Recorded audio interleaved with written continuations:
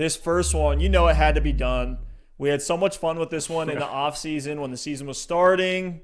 With this Tampa Bay Buccaneers running back room, Leonard Fournette is back. And everyone who's been watching this show for any period of time knows how big of a Rojo truther you are.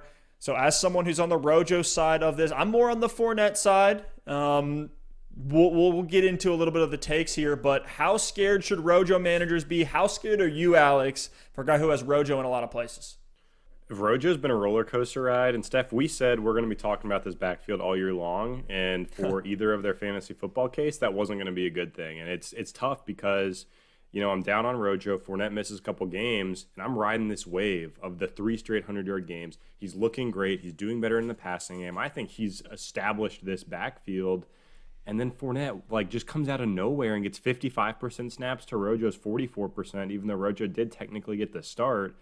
And it just makes no sense to me. And Steph, you texted me during the game, Fournette is getting a lot of work. And it took me a couple hours to reply because I had to cool off before I was able to reply to you, because I know you've got Fournette in a couple places. But it was weird. And, it's back to that point where for me, Rojo is back to a low-end RB2. He's going to get 12 to 15 carries and might get a target or two per game. And Fournette is in high-end RB3 territory for me just because he is getting that passing work. One thing that was interesting in this game is, we've seen Rojo and Fournette split time earlier in the year, but McCoy was coming in on passing downs and getting a handful of touches and targets. McCoy and Keyshawn Vaughn did not play in this game. So this was a two-man split. And with a Bucs team that is firing on all cylinders right now, if it's just the two of them, you might actually get fantasy value out of both. It's just not going to be, that league-winning upside that you want out of either guy. Ronald Jones, 44% of snaps, 13 carries for 34 yards, had a touchdown.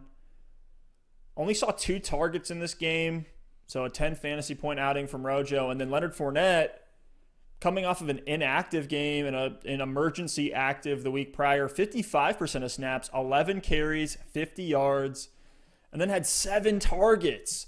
Caught 6 of those for 47 yards, a 15 fantasy point outing from Leonard Fournette. So in this week, if you threw Leonard Fournette in there, which I doubt anyone did, how disrespected do you feel right now if you're Ronald Jones? They go to Fournette after 3 back-to-back 100-plus rushing yard games.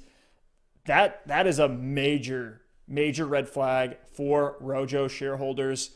They're not willing to give Rojo the reins of this backfield, even when it feels like he's pulling away from the pack. So I see a window now for Fournette to take over, specifically with the high-value touches. And we look at another backfield that is also a two-man committee with Melvin Gordon and Phillip Lindsay, and it's just felt like, look, Gordon is just the clear guy that you want in fantasy because he's getting the passing work. He's more likely to get goal line carries. I think they trust Fournette more in pass protection as well, which gets him on the field in those passing down situations. So, Like you said, right, this Bucs defense and offense really is just firing on all cylinders. They're a top 3 defense. They're only allowing 291 yards of total offense per game. Of the two right now, I lean Fournette, but ideally you could sell either of them for a more stable running back. They have a great upcoming schedule, though, and that's the thing. It's closer than I'd like to admit. And, Steph, like you said, that great upcoming schedule, I know the Giants are on there. The Panthers both could have great games.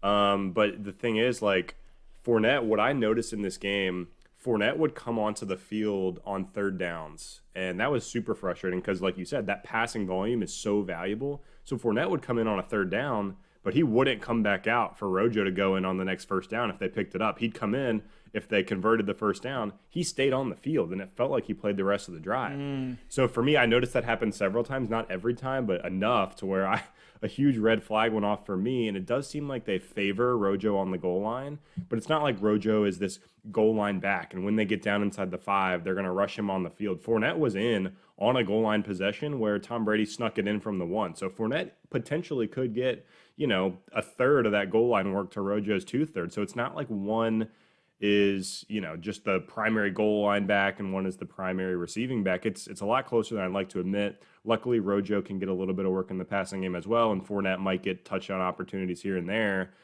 But, man, it's tough. And personally, I'm a little bit biased. I thought Rojo looked a lot better. Fournette had a couple big plays, but to me, he looked a little bit slow when he got out in the open field. But that's kind of splitting hairs at this point. I'm fine to roll either out. as an RB2 or a flex this week. And if either has a good game here against the Giants, it could be a time to potentially sell high, because my big takeaway is, barring injury, I don't think either Fournette or Ronald Jones is going to be able to pull away from the other and kind of dominate this backfield as a workhorse. If you can sell high, and especially if you're a team that needs to win now. Maybe even right now. Yeah, if you need to win right now, go ahead and sell Fournette or Rojo for as much as you possibly can. Even if it's a slight downgrade from a guy that you would think of, from a projection or rankings perspective, get a more stable option, because I think these guys are both going to swing back and forth, and you're never really going to know when to start them. And real quickly on the red zone touches here, Ronald Jones had 3 red zone touches on the ground, and so did Leonard Fournette. The difference is Leonard Fournette also had 1 red zone touch through the air as well. So they're about dead even there. So like you said, it's not like a clear roll that's been defined for either one of these backs. Now, if you are a team that is chilling there with a winning record, after the week 13 bye, this late bye week that the Buccaneers have, the schedule is fantastic. Vikings, Falcons, Lions in week 14, 15, 16, and the fantasy football playoffs. So if you need to, again, with this defense setting up these positive game scripts, I think both of these guys will have startable weeks. We're not saying fade either one. It's just going to be tough to know whose week it really is. But Fournette is a guy that I think could take over, as much as it hurts to say after that Rojo explosion that we saw.